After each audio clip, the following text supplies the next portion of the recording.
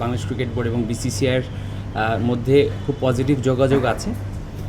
এটা ডিউ টাইমে এই সিরিজটা কখন হবে, কিভাবে হবে বা কোন পরিস্থিতিতে হবে, এটা সময়ের সাথে সাথে এটা আপনারা জেনে যাবেন। আমরা উই আর ভেরি পজিটিভ এবং বোর্ড হায়ার ম্যানেজমেন্টের সাথে ওদের হায়ার ম্যানেজমেন্টের রেগুলার কমিউনিকেশন হচ্ছে। So in due course we will inform you what's happening in the series ইনশাআল্লাহ।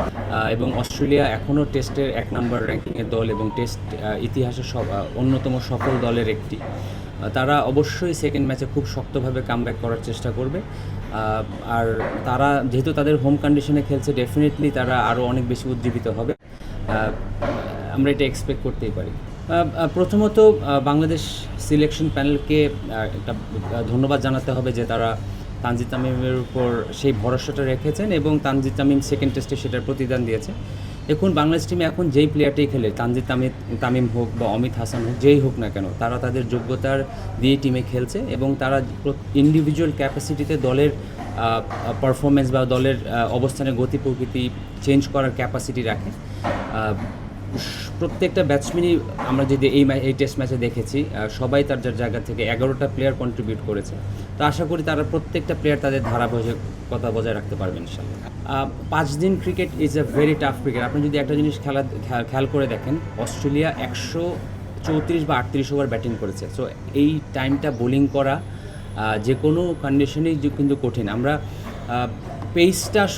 পেসটা কি পেস থাকলে ভালো, বাট আমাদের বোলাররা যেভাবে লাইন লেন্থ মেনটেন করেছে বা তাদের বলের পিছনে যে স্কিলটা ছিল সেটা কিন্তু কোনো সময় কমেনি। So as long as the bowlers are bowling in the right areas, Australian ব্যাটসম্যানরা কিন্তু পুরো টেস্ট ম্যাচে কোনো সময় স্বাচ্ছন্দ্যভাবে খেলতে পারেনি।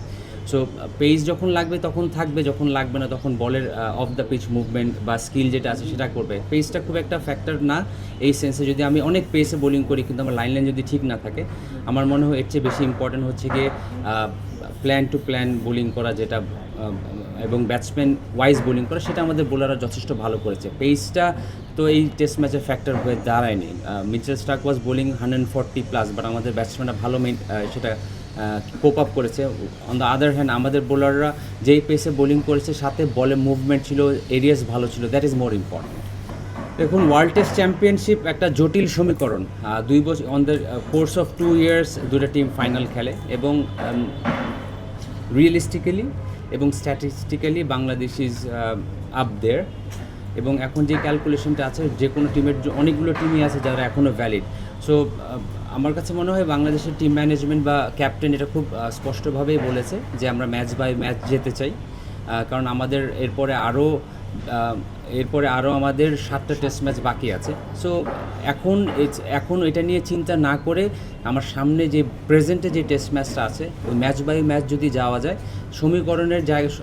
সমীকরণ আমরা গাণিতিক সমীকরণ জানি, যখন মেলার সেটা তখন মিলেই যাবে।